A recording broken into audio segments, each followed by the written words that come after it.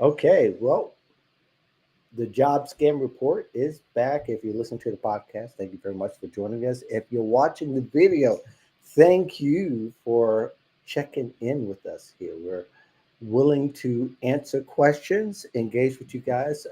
Last time, the comments were on fire. So we'll be glad to answer any of those concerns you may have. You may bring up some new layers that we're into. We're going to try to rediscover and discover some new ones that we're into. Bringing back to the show, Ashley Price-Horton. How are you? I am amazing. How about you guys? Oh, I'm Good, good. groovy. Yes, yes. And of course, we're back to profiler Jay Jones. How are you, sir? Well, as always, thank you. Yes. And just for argument's sake, and we're only going to talk about if any of the presidential candidates has a fake profile. So if you know if they do, then we'll talk about it. Otherwise, we're not going to dig into the election because we're going to be too busy talking about some of the scams that we are at. So hopefully that if you have been subscribed to my Substack, if you're not, do so. It's the Job Scam Report. That's the name of the Substack, the newsletter, and the podcast for those who are watching. And hopefully you're getting a lot of value out of that. I just did an interview with Carrie Tomlinson, who's a reporter, a cyber reporter. She actually, you guys, I don't know if you saw the interview, not Ashley or Jay, but she actually did 45 talks in October alone, and she does it all volunteer just so That's that she awesome. can get the message out. I'm hoping maybe if Carrie's watching that maybe she might join us for one of our panels. That would be a lot of fun to Yeah, have her on and to bring in an element that that she dives into. Deep fakes is only one of the things that she gets into. She actually covers a large part of the spectrum. So if you guys want to give her a follow, Carrie Tomlinson, look for her news reporter, Emmy-winning news reporter, I should add. So let's get into it. I know that this past week, Jay, Jay and I particularly have been talking a lot about career professionals pretending to be career certified in professionals. anything and Yeah. everything. And particularly, you're right, and specifically certified. And the organizations mostly we've seen is the Professional Association of Resume Writers Career Coaches. We've seen a And lot of the those. and the And the NRCW National, as well. Yeah. right, NRCW, there's a lot of different certifications. I shouldn't say a lot, but those, and is the National Resume Writing Association as well. Hmm. And there's a lot of offshoot organizations that are connected.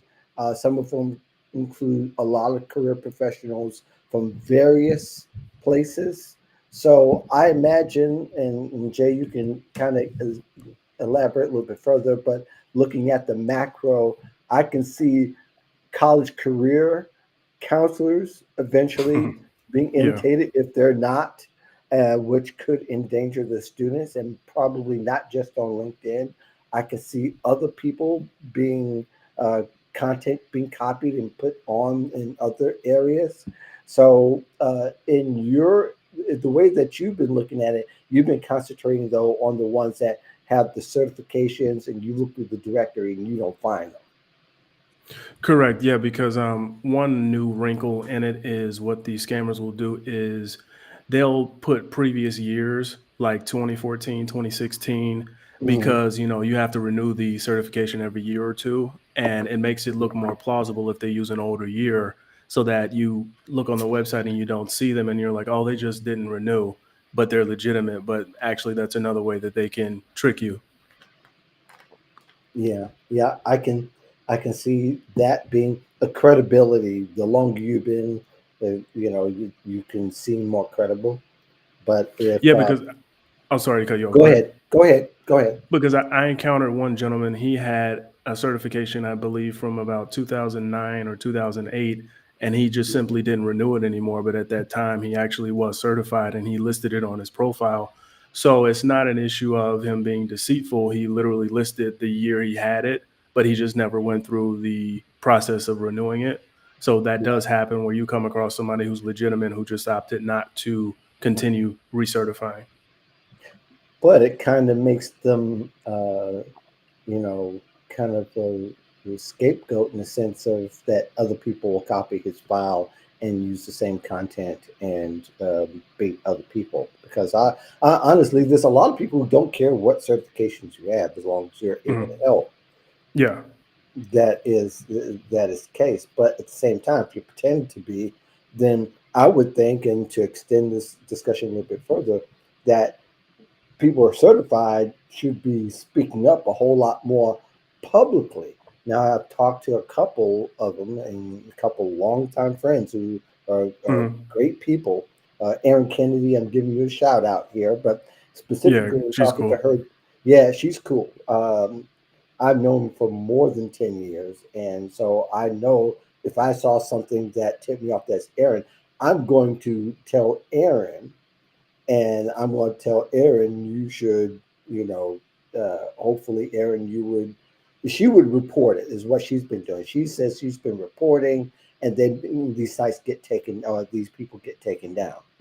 Mhm. But if those profiles have been up for 3 or 4 or 5 days, even, they possibly may have lured somebody in. Yeah. Yeah, I mean, literally, it's not an over dramatization. Every minute it's up, that's somebody that they're reaching out to, they're messaging, Yep. during their whole "let me help you with your resume" and their whole spiel. So every moment it's up is an opportunity for somebody to be scammed. So they need to be taken down quickly. Yep. Right. And Right. Go if you ahead, are Ashley. Yeah, with that, if you are somebody who is job hunting and you're saying to yourself, man, I want to get a new resume, I highly recommend to people that you speak to people in your network who have gotten theirs done and get a Mhm. personal referral, as opposed to just blindly accepting something from somebody. Like, for example, for me, I deal primarily with cybersecurity professionals. And so I'm constantly writing resumes for cyber professionals, right? So Mhm. if you ask somebody about me, they're going to tell you, "Hey, I've worked with her," right? But you're not going to see me go out into people's DMs and be like, "Hey, let me do your resume," and I don't even know you, right? But Right. that's what you're seeing. You'll be seeing that a lot more now of people who are like going out and saying like, "Yeah, let me do your resume, let me do your profiles and stuff." And then they either A, send you back something that's completely janky that you can't use, or B, they take your money and they don't even give you the service, which is wild. Right. And Ashley, just so that people know, Ashley is a recruiter who either is a former recruiter or on Former. Yeah. hiatus. Yeah. So she knows the hiring process. She knows Mhm. how it goes. So she's a very, she's a great resource for somebody to write your resume, because she'll write the way that she's seen successful candidates have been passed through. So I just want to be sure people know that, because certifications, again, anybody can help that can write it and make sense, and make it so that people get hired. But when you have somebody like a recruiter who actually has done the hiring from scratch and all the way through the process, then you really get some good quality help there. So I just want to be sure to make that clear. And all of that to say is that there's the people who are writing it just doing it for the money, just Yeah. doing it for the hustle. But they're also scamming people because they're getting all their personal information. Let me add another Mhm. layer to this as well. I don't know if Ashley, you're probably familiar with the federal sector. Mhm. So when people apply to the federal sector, they put all of the history on a resume. They Yep. put a lot of their personal information on. So what they do is the federal resumes, they check your whole background. So let's say you're 40 years old, that gig you did for a year at McDonald's when you were 18 or even 17, you'll have it on your resume. And there's a lot of things that can come from that, especially you get the scammer who's saying that they're going to write you a federal resume, and which could be quite long and quite expensive. So Yes. somebody writes a federal resume charging $1,500 to $2,000. That's to some degree that's a bargain, because I Yeah. have some colleagues who write them for a whole lot more. But all that to say, you're not just giving away your money, but you're really giving away your personal information. That's right. That's right. And one thing I'll say too, especially about the federal government portion, is you Hmm. can go on a platform like USA jobs.gov and complete their like you submit and input your information, and then it will provide you with a template resume. Now, with that being said, it's only going to be as good as the information you provided, right? So that's Hmm. why some of these people can go in and charge these high amounts, but that's why it's even more important that you vet, and then also really be a part of the process. Like, ask people, what's your process when it comes to doing these resumes? Because sometimes they'll just put stuff there, right? And when you're dealing with Hmm. the federal government, everything that you put down has to be accurate, right? Like, you may have to do a polygraph test, right? So you Yep. can't have information just there that you never did or never happened. Like, you'll see people that just put metrics and there's Hmm. like no correlation, they can't speak to it or anything. So really be an involved part of your resume process. Like, that's one thing I'm really big on, even for myself, is like, any client, I need to speak to you first and hear about your background and if I can even help you, right? And then I Yep. have you complete a whole form so I can get an idea of your experience. And then after your resume is done, we're going to meet one on one and actually go through what I've created and modify anything. So really Hmm. see what the person who's doing your resume is their process, because they're the front line between you and a potential job. Yeah, I think one of the things that people also need to keep in mind too, um, and something that maybe let me deter from that, to say that usajobs.gov is a government site. All of those jobs are vetted, every single last one of them. So it's really safe to apply there. What you see is what you get. There and Flex Jobs are the two that I know personally from personal experience, having worked with Flex Jobs on content creation. Uh, if you looked up me and Flex Jobs, you'll see my name somewhere throughout the years and all that. They really do vet their service, and I've even tested it out on several occasions, and they have vetted services, so they watch out specifically for those who are trying to pull the wool over your eyes. But yes, it's a carefully vetted process, and that might be something to consider if you haven't applied to a government job. Maybe you should. But just don't trust anybody who says they write federal resumes. You want to vet them very, very closely, and even look at people they know. So I want to be able to give a shout out to the couple of people who are on here. Rachel, thank you very much for joining us. We're glad to have you. And on my side, it says LinkedIn user. I didn't get a chance to look It's in probably LinkedIn me. yet, but no, I think no. This person is actually is saying good evening from London. So very cool to get that here. And anybody else, you're listening, let us know where you're from while we continue this discussion.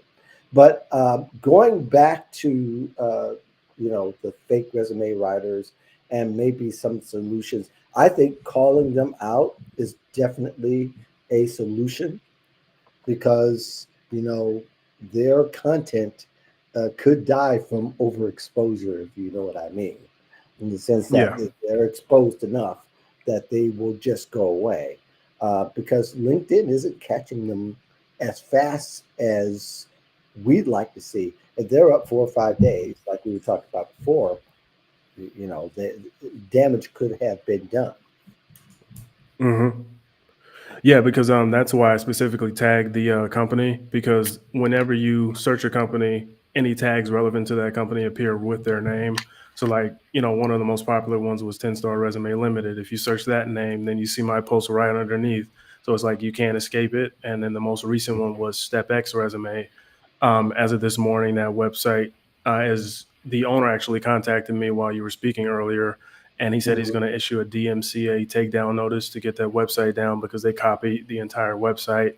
All Mhm. 6 profiles are down on LinkedIn, and the page is down on LinkedIn too. So that's a win. But yeah, what the key is to call it out because, like I said before, they count on you being embarrassed about being scammed or, Right. looking like you're not knowledgeable. But when you tell other people, then you save other people the risk of, losing their life savings or losing any amount of money is a big deal. So yeah, you have to name them and shame them. Yep. Yep. Absolutely. Uh, there's two. There's another layer to that. I mean, we talked about the federal resumes and people being certified, and some of these threads include misinformation as well about job search.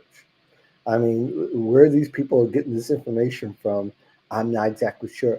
I lost what I had that I saw, but somebody was citing some statistics, and I looked back at it, and it was from like 5 years ago. And I What's understand that people want to seem credible in their plight to be to get sales, so to speak, or get victims. But I think that people also can tell by some of the old information that be presented as new information. Unfortunately, yeah. there's people who are credible that also do that, but a lot of times I think people get bits of information and they say, "Wow, this person really knows their stuff." And you've got to vet everything. Ashley, I know you probably have more to say on that, but yeah, you got just it's fortunately we've got to do the work in our job search, and it's better to do it up front than on the back end. Yeah, and you know what? You make a really good point, and I think that's something that I personally could do a better job of is actually calling people out on that kind of stuff. Because even I myself see that kind of stuff and I'm just like, man, the lies. But then I'm like, I don't want to be associated with this person, so then I won't even comment, right? But Hmm. Yeah. but then therein lies the problem, right? And so being able to be more vocal and kind of get out of your comfort zone and say, hey, in doing so and in questioning what's being published and what's being shared, am I now a part of the solution? Right? Because Hmm. Mhm. there's a lot of misinformation, a lot of really bad practices, and a lot of things that just really need to be addressed. But then sometimes people feel like, well, I don't want to get on this person's bad side because they have, 100,000 followers and blah blah blah, and that person may very well be fake. Yeah, the followers are fake too. I mean, they're literal websites dedicated to buying followers, comments, profiles. Like, so the number is not something you should always go by. It's the content. What Mhm. these people do, these scammers, they'll like front load, like I said before, with a lot of complimentary language. They'll front load with stats, but if we have the right to ask questions like, where did you get this stat from? And how did you find Right. me? Where do you see my application from? Like, what system is it in? Because they'll lead with the fear-based ATS resume optimization. But a good friend of mine, Russell Irby, he does this as well. He'll ask them Mhm. questions and he'll be like, well, which ATS system did it not pass through? And then they start fumbling because they're just used to, you hear ATS, you immediately comply, you can help, and then I'll pay you my money. But no, once you start asking 3 or 4 questions in, you start to see that they fumble, they mess up, and then that's when the scam is over. There Yeah. we go. Like, okay, are you using bullhorn? Like, what tools are you actually using to do these things, right? And then the tools that you use may not be the same tools that another company uses, which is why I always advise people to go with go with the traditional route. So like you'll come across people who do resumes, right? And Mhm. I think this is really important. And they may not be scams, right? They may be legitimate, right? But one thing I Mhm. recommend people do, especially to increase your chances of getting callbacks, is to create those more traditional resumes because no matter what ATS system a company is using, even if it's an outdated one, your resume is still going to scan properly and the information is going to come in properly. Because let me tell y'all something. I I know, remember I know what you're gonna say. I remember I had received a resume from somebody like on LinkedIn, and they're like, "Hey, can you consider me for a position?" And I got their resume and I tried to put it in the system, and what some of these ATS systems will do, it will parse your resume. So it will take Hmm. information from specific areas and then plug it in. It wasn't Hmm. picking up none of that. And let me tell you, I don't have time to type all of that stuff in manually myself, right? Right. But had that resume had been designed to be properly read by an ATS system, even the weakest one, it would have got picked up. So when you Because they see were these ones, writing in the white space. They were, when you see these, when you they see were these ones typing that in are like, white spaces. yeah, when you see these ones that have like lots of pictures, at least in the US, I don't know about anything overseas, right? But Hmm. at Hmm. least in the United States, when you see all these pictures and icons and imagery and stuff like that, avoid it. It's not going to be in your best interest. That might work overseas. They may have a different process, but at least in the US, try to make sure that your resume is done by somebody who can make sure it passes all ATS systems, not just one or two. Yeah, Yes, it's not enough to look pretty; it has to actually perform. well, Yeah. it's the content. It's the content Yeah. that matters the most, instead Mhm. not the design for the fact that make it stand out amongst all the resumes. People are not looking through paper anymore; they're looking at digital. And when you see a digital file, you can't tell the difference in whether this person is using a little color and the person who isn't. But I think people have gotten carried away with that content because they're looking to stand out. I understand where it comes from, but honestly, some of the stuff that is dealt with today was stuff that dealt with back in the 2008, 2009, 2010, where people are, mostly it's content and presentation is what most people get stuck at, quite Yeah. honestly. You can't be too fancy. And I think that's great advice to people who need to listen, is that boring is probably better. Yeah. And In just for the people again, when you say on the back end in the ATS system, if somebody has a resume that's content driven, that it has all the qualities that this role presents, but they have all these, borders and stuff that it still goes in properly, the other side doesn't even see that; they just see the text, right? Mhm. No, Well, no, not necessarily. So it depends on the ATS system. So I'll speak on one that I used, which was Bullhorn. And okay, bye. I'm sorry, I just saw a comment. I'm seeing a whole bunch of my crew in here too, by the way. Okay, hey guys. But depending on the tool, right? So like one tool that I had to use for a role was Bullhorn. It will hmm absorb the content, but you have the ability, if like let's say I'm like, oh, I really like what Jay's profile is saying. Let me download the resume that he submitted. Then I can download it and then I can actually see it. hmm So then I'll be Yeah, able to yeah, see all of that stuff, right? yeah. That's Um, why I asked. Yeah. Okay, mhm. cool. Thank you.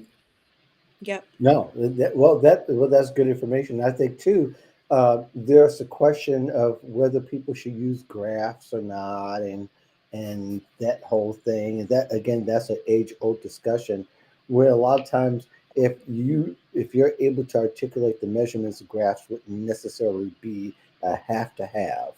Um, it is great for a presentation. It especially if it's if you're using graphs and you're applying to a retail position, that probably wouldn't be appropriate and way over the top. And Hmm. sometimes even people use language that they've heard other people use, but it's not appropriate to the industry or to the position. That throws people off. And that to say, that's also notable when these scammers are using stat lines and things. They've gotten it from other places, but they don't realize context is everything. Yeah, So we know. you see something that's in a post and it reads, and I would have I had it somewhere. I thought I saved it, but I didn't. But you'll see. Wait a second. This doesn't apply to. Why would it apply to this position, or why would it apply to this industry, or to whatever the discussion is. So people often will cite something that sounds good. It necessarily isn't good if you look the next layer too deeply. So Yeah. I want to be able to move on a little bit more because this is really important that Jay brought up about the scammers using Calendly Hmm. to trick people into installing malware. And really, people aren't necessarily going to Calendly, the site. Is that right, Jay? What it is they're using the legitimate Calendly site or Calendly, however you say it. They're using the real site, but they're creating a QR code that is, compromised that allows them to access your Hmm. phone, get into it to access your contacts, your personal information. And the other variation of that is connecting your Facebook to make a meeting. And from there, they use a keystroke detector to assess what your login info is and then try that on different other social media outlets and websites because typically what you use in one place, you might use it in other places. So they'll, go that way. And, Hmm. with Calendly, reaching out to them, they take down the sites as they find out about them. So, I send them the links and they've taken down at least 10 with that artisan talent imposter scammer so far. So, they're on it, so it's causing a blow to it. Yeah, well, that's great. Yeah, the site coming down is really probably the biggest thing first because Mm, anybody can stumble upon it publicly. But if it's in LinkedIn, you have to have a LinkedIn account to to access it. Although that has changed a little bit in the past few months. I don't know if you guys done a Google search on your name or not, but recently, if you've done a Google search, you'll see some of it, especially both of you, since you're active and you get a fair amount of engagement on your posts. It shows up on Google now. Once upon a time, the LinkedIn posts didn't show up. Now they show up. So the conversations we're having, like our live, will likely show up on Google search when you look for it. So whatever people are putting on LinkedIn, it's getting the broader audience now, and that's that's good. That's probably good. more. That's good. As As long as it's good stuff. Yeah. Yeah, yeah, and that's where I was going. It's good if it's good stuff, but if it's not, then people from the outside are getting a false sense of security that they think that, well, if it's on LinkedIn, it must be fine, and that's not Yeah. necessarily true. So people are going wayward. Uh, Oh, one Ashley, more. you One, go I'm ahead. sorry. One more quick note on the Sure. scheduling thing. Another counter I thought of when it comes to scheduling a meeting is if you have any sort of suspicions and whatnot, you can simply tell the recruiter, and a real recruiter won't have problems with this. Is I know there's a potentiality of scams, and I'm only comfortable using a link that I send you for a meeting. So can we do that instead? And typically they'll acquiesce and go through your link. But if it's a scammer, they're like, well, no, they'll give you pushback because they need you to use their specific link because that's how they scam you. So, sending your own link is really a painless process. Yeah, and if there's one red flag, there are going to be many more usually. I Hmm. Which I'll put that out say to there. that, Go ahead, Ash. I be careful with that one too. So I haven't done the research to be able to say 100% yes, 100% no. However, a lot of employees, especially at like your Fortune 500s and whatnot, they are trained not to click on links in emails, Mhm. right? And actually some of these companies will block them because they have to protect the integrity of their network and their service, Got it. right? And there's no guarantee that you as like you might work for a competitor and be trying to infiltrate my systems and now I clicked on your link and now bam, right? So if you do get pushback, understand that it could be spammy, but at the same time, it could be because of company policy as well.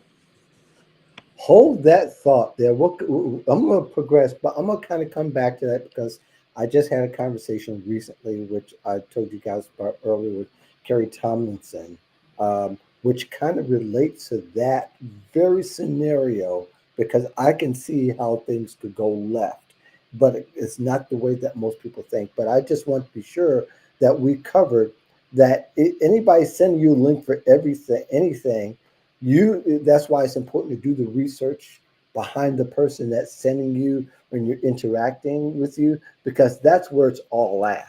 If it's somebody you trust, obviously that's different than somebody that's you new and that hasn't quite earned your trust or has some behavior that acts in a way that that they'll take you to places where you don't want to go, like to scan a QR code.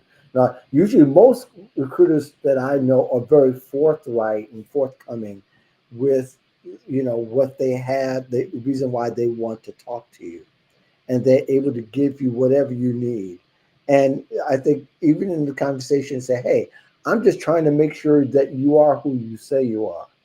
Hmm. And I think that somebody who is scared, it will scare them that they'll be found out. But I think sometimes what you use in the language up front, say, "Hey, I just want to make sure you are who you say you are," because there are fake recruiters all over the place. The fake hiring managers all over the place, and they're even using big companies to bait people, not just the small ones, not just the small startups. They're using the Nvidias, the Microsofts, and so on. Hmm. So I think that people need to be aware of that. They really do need to do that information up front before they really engage with the recruiter. Yeah, you can never So, be too careful. oh, absolutely. So, and actually, have you had incidents during, and probably it's been a little bit since you've done the recruiting, but are people asking you to verify who you are as a recruiter? So, so my recruiting days were a minute ago. So I have not done that in quite Okay. some time. But if it's How been since, but if it's been the past, it's been the past 5 years, right? Yeah, and no, they would just send me their resume, like literally right to my DM. And that's something that I want to caution people against too. Just Mm-hmm. because somebody says that they are a recruiter and you may have a mutual connection does not necessarily mean that that person is real, because people just Right. accept people. Like, Yeah. and so with that being said, like, be mindful of how you're going about this. Like Mark talked about using Google, right? You can go on Google and you can type in a person's name and see content about them, right? And information about them. Do some research on this person before you send them your resume, because you don't know if they're Joe Schmo or who. Really Right. protect yourself. Yep, yep, absolutely. Something I do want to go back to as far as the interview process and being taken somewhere. We discussed last time about going to WhatsApp and Zoom. I hope people are kind of into understanding what that really means and what that entails. That means don't go to those places if that's the only place they want to interview you and engage with Hmm. you. But I think the other part is Carrie Tomlinson and I talked about deep fakes and deep fake videos.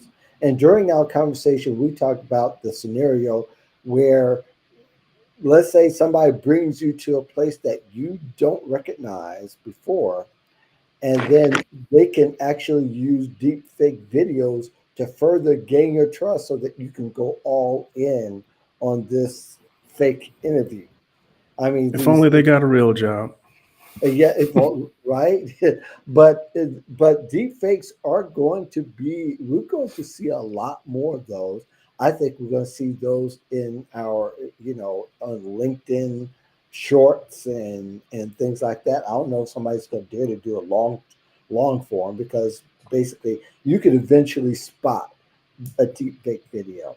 And if you want to know more about that, uh, if you put in Kerry Tomlinson and how to spot a deepfake video, you'll find some very interesting things. But mostly, a lot of times there's still pictures with the mouth moving and all that.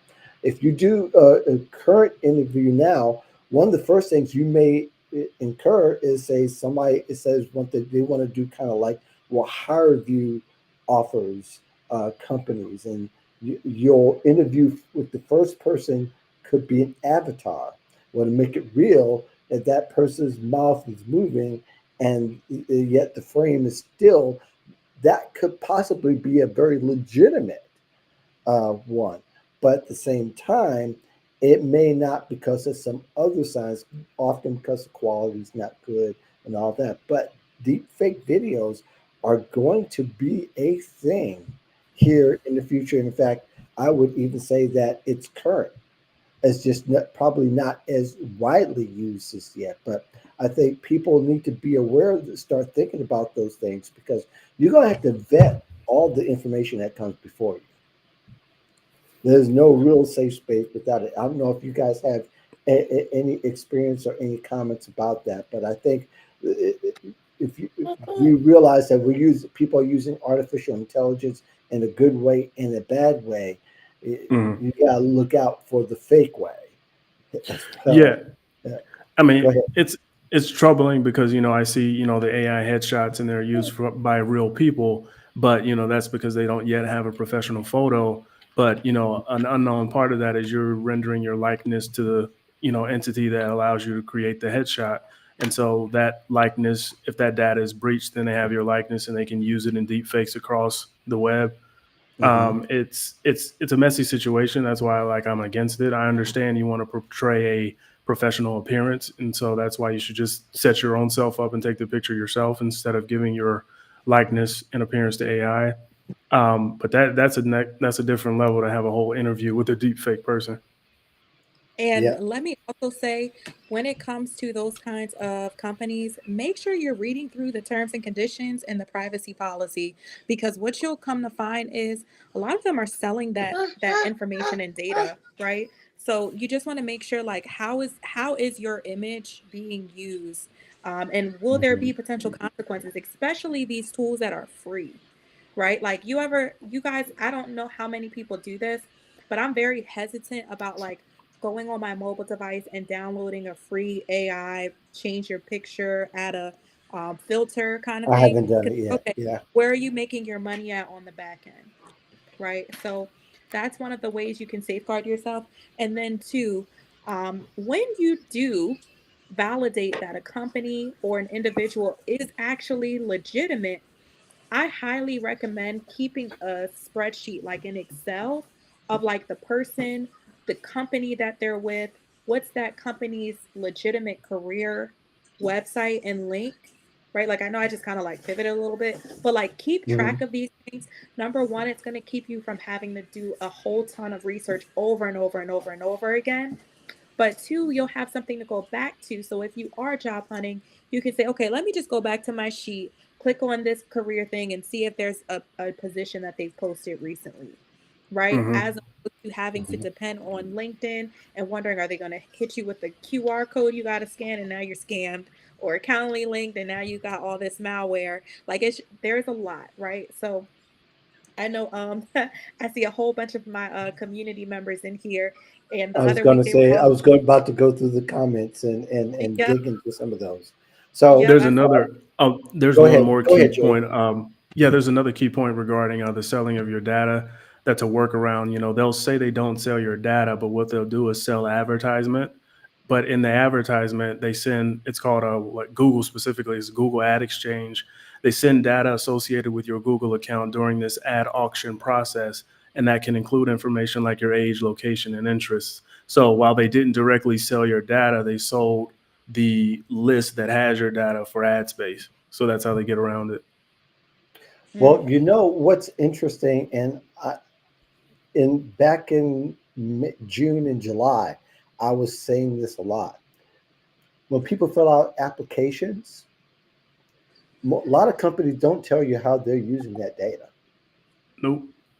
that's right. So therefore, I wouldn't doubt though that companies are selling data to people in their industries, to Yeah. third party Yep, companies, and it's being yep. recycled. I would Now, say, I oh, and sorry. I think I was going to say too. A lot of us don't read the fine print when it comes to it says agreement to terms. We skip that part. Agree. We go into ad, we go into anything, an app. We skip that part, so it becomes an ecosystem it goes into the ecosystem of information that's out there. Some companies, and I think that this needs to be true of employment sites, and I don't know if people feel comfortable in doing this.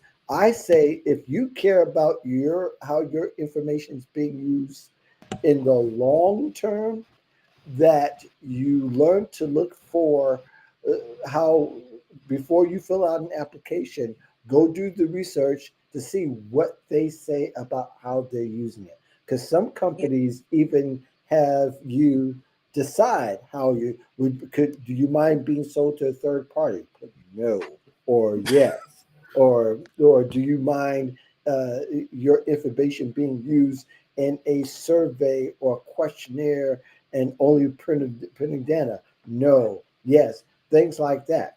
You should Yeah.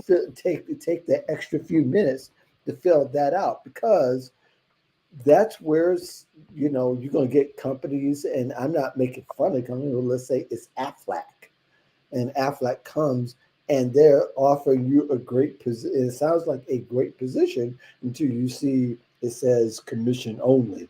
That may not be something you want. That I'm not saying that's illegitimate, but it helps to read the specific information, and you should look a little bit deeper into, you know, I don't know how it is these days. I haven't gone on Indeed in a long time, other than to read a few articles.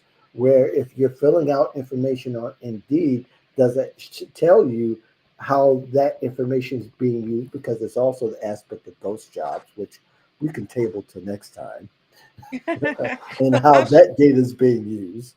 But I think I'll share. those are things to be careful. Go ahead, Ashley. Yeah, I'll share two things. Number one, I actually, and apologies for the background noise. Now my daughter is back to being on the scene. But I will share Mm, this. Number one, I have actually come across a job posting on LinkedIn where in the bottom it said, "We will use your information. You agreed to us writing you with AI, sending you messages." Also, something along the lines of sharing this information with their partners. And when I said that, I mm, was like, oh, that's not one we want to be applying to right there. right, Um, right. and then number two, if you are saying to yourself, man, the terms and conditions and privacy is mad long, who got time to be reading all of that when I'm trying to apply for applications? Let me show you a quick tip on what you can do, okay? You can actually take that whole thing, plug it into like ChatGPT, and tell it to pull out the main sections of how it's going to be using your data, right? Excellent. Yep. Awesome. I love that. Yep. And then you can and depending on if you have like certain browser extensions, you can just put in the link. If I'm not mistaken, I'm sorry about the background noise. You can just put in the link. Olivia, give that to me. Here. You can just put in the link and then have it read that information and just give you the key findings. And then if you're like, hey, does it sell my information? Who is it providing my information to? Then you'll be able to extract that information more quickly. And hopefully people will get in a space where they will take the extra step, because most people, Mhm. they apply to jobs through the mindset of scarcity, thinking that if they apply to 100 jobs, they'll get at least a couple of interviews and maybe a job out of that. And we know by now that doesn't work. We know that is not a sure thing, and the Mhm. odds. I don't think there's. I don't think there's a Las Vegas betting line for that, but I think that it is a risk, because then you put your information, your personal information out there 100 times, and likely out of those 100, like we talked about last time, you're going to have some scam um, offers, unfortunately. So I do want to get to the comments, because that's that's part of the fun of our show. Um, I and see I all was here. I I'm like, see sci-fi, Ashley, yeah, Ian, H. Okay, come represent. yeah. Pat Pasley Hutchison Jr. Thanks for joining us. He had a comment about um, yeah, they definitely feed on your fears for sure. We talked about social engineering before, and I think that that's a big part of too of how people go through applications, because some of it is based on missing out. or the fear of not being included or having a shot at it. Some of it out of desperation. And I know, Ashley, you talked about the desperate hashtag too. We'll get to that eventually because I do want to talk about that because that is something that is a concern. And but I I I hope to cover it in the next few shows that we do. Um, Adrian Turner, thank you very much for joining us here. He says, and I'm waiting for it to come back up. The links these people will go to scam. Absolutely, and they're going all the way in. Um, Here's something that and Anna Schroeder. I just want to bring up her comment, and I want you guys' reaction to this. She says, "So many scammers mysteriously disappear when you start asking questions. Sadly, move on to easier scams. Don't suggest that people go in and say, 'Oh, there's no victims here. Let me go somewhere else.' We want to get them. We want to get rid of them. Yeah. We want them to get caught. We don't want them. But having to say that though, that's the MO of a scammer, though, right, Jay? They go scam and then they come back as somebody else.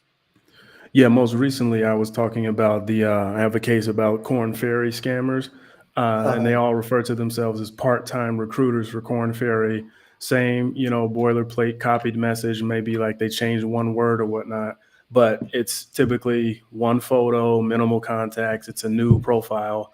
And what they'll do is they'll give you, I've timed it one time, they give you about 10 minutes to like engage with them. And if not, then they block mhm, you. So they need to move on because, if you leave that what do you call it, if you leave that exposure, which is that message out there, then that's a line to actually expose them. But anytime I get a message from somebody I think's a scammer, I screenshot it right away. And if I'm not able to investigate it at that moment, at least I have it captured so I can look at it later. But yeah, they disappear because they don't want a paper trail. right, right. Ashley? Yeah, speaking of paper trail, and this may be the ADD in me. Speaking of paper trail, one thing that I'm going to recommend you guys do, because I want to give you guys a bunch of solutions. One thing that spammers will do and scammers will do is send you emails because they want to see if that email is active, right? They want to see if Hmm. you're actively looking at that information. One thing that you can do to protect yourself if you're using Google, like a Gmail account, I don't know about the other ones, but I know for a fact Gmail, turn off images.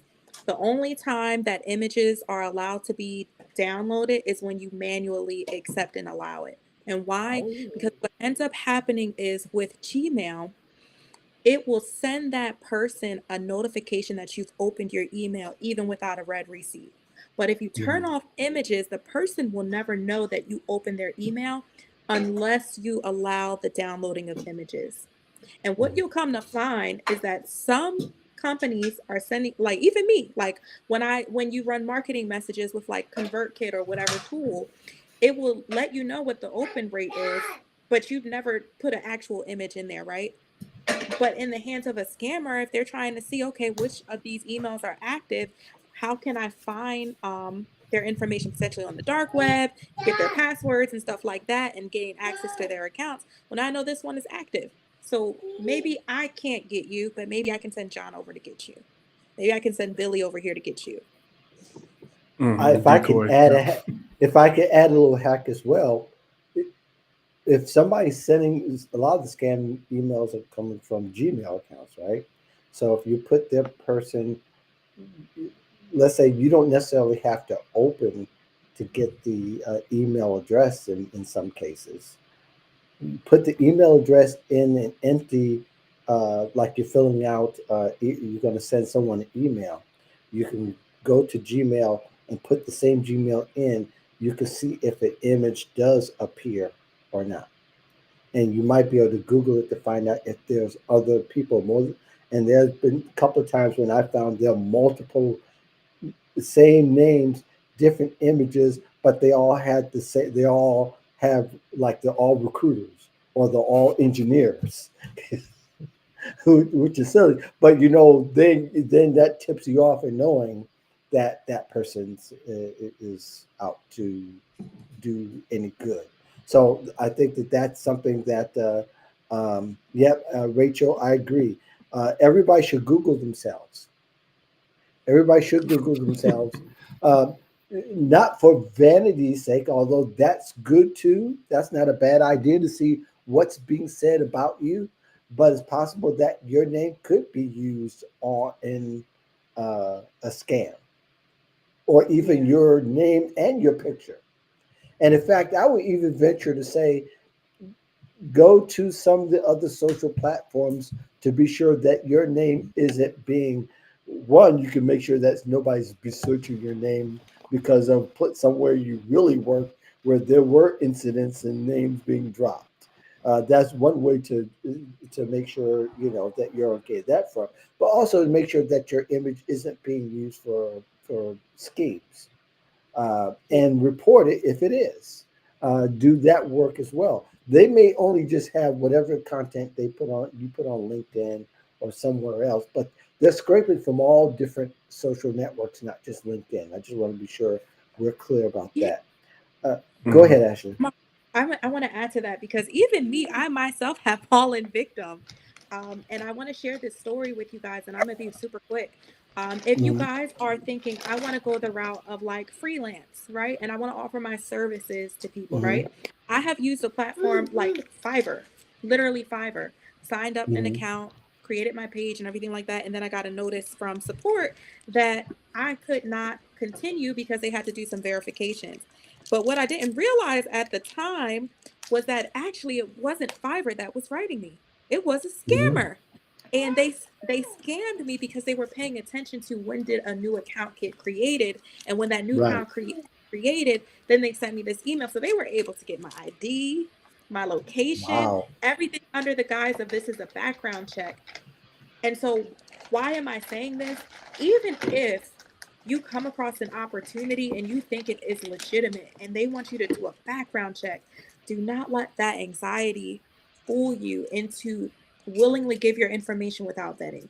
Because this happened to me. I was like, oh my God, I got to get this set up or I'm not going to be able to get these, contracts and stuff. And bam, I ran to my bank, ran. I Mm. was like, they will not take my money.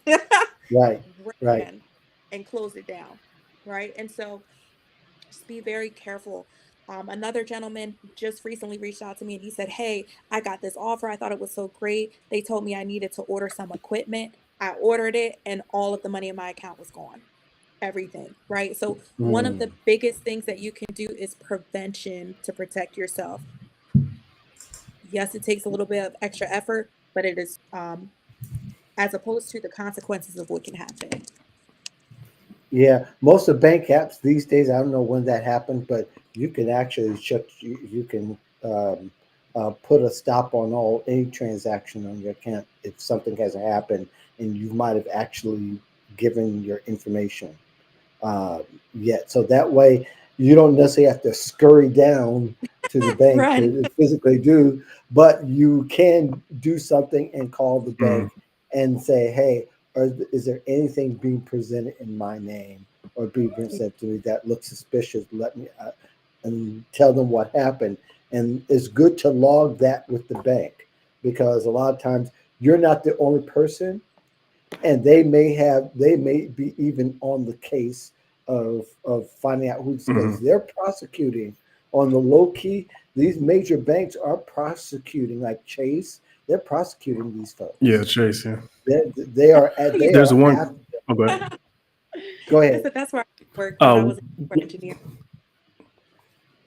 Go And ahead, one Jay. quick sidebar, given that times are hard economically, people look around their homes to sell things and they're like, what can I sell to, get some money and, income, especially if you've been out of work for a while.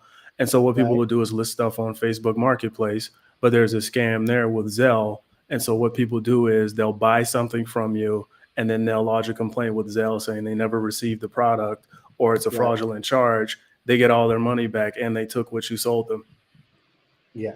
Yep. That's true. That's gone on for some time now. But I think Mhm. yeah, I think if you give people your Google Voice number, I talked Mhm. about Google Voice last time, or Umail. If you get a screen number where they don't have your real number, you can manipulate that a little bit better. If you're using landlines, I'm so sorry. Uh, there are not many filters for the landlines, but your cell number has a little bit more viability. Apple, the apps are awesome. Uh, Android, the answer is Umail. I think that's my opinion, but I haven't used Android in some years. But they have come a long way, and it was really great even back then. I do want to get to uh, this inquiry or this question from Milet Williams. Thanks for sending the question. With the example of the AI picture making, do you think other AI companies are doing the same when you're using the information? Yes, I do think they're using it. And especially small startups and everybody using AI just about everybody using AI, and they're focusing the biz on pictures. It is a startup, and that's how they're going to keep marketing to you. So I think the short answer to that is yes. If you guys want to chime in on that, I'll go on to the next question. But did you guys have anything else? Yeah, Yeah, I do. Oh, go go ahead. ahead. Well, I spoke on that earlier. Yeah, if you upload your picture for an AI headshot, they have your likeness and your image. And then, if you're a startup, then you need to raise capital. And how do you get that capital? Well, you have to sell the information of what you have, and that's your major selling point. We have X amount of users. They're on the website for this amount of hours a week, and this is how we market them. This is how many headshots we've generated in a week over a month, and all of those things elevate you so you can get that additional capital put into the business and no longer be a startup. Right, right. Uh, Go ahead, Ashley. Yep, and I apologize. I have a firm stop in 4 minutes. But to that Okay. point, I just want to share this.